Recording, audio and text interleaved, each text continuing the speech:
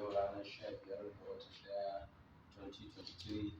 Allah ya kuma nuna mana wannan ranar kamar da muka saba na darasin da muke akan forex trading class.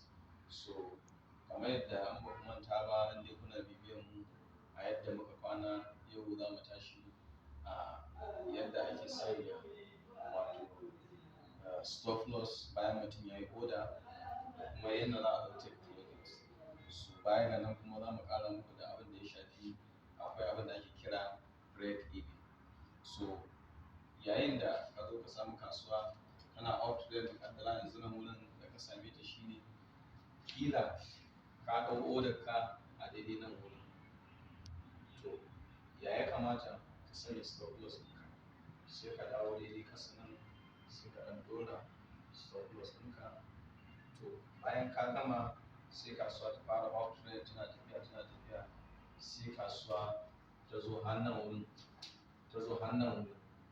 so kai kuma sorry, akwai take profit already, ka sa take profit ɗinka nan.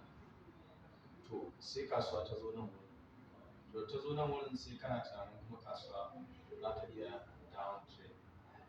To ya kamata ka yi? Kana neman $30 gashi ka samu 20. So sai ka dawo nan sai ka sanya abin da ake cewa break even. Yayin da ka sa break even, idan kasuwa ta tafi ta je can, to dama abin da ake so kenan, za ka samu $30 ɗinka. Idan kuma an samu akasi ta dawo, to za ta fitar da kai da take profit ɗinka na $20. Wannan shine a takaice abin da ake cewa break even. Sannan kuma kamar da na gaya muku, wannan shine yadda ake sa, nan shine ake yin order, nan kuma shine ake sa stop loss, nan kuma shine ake sa take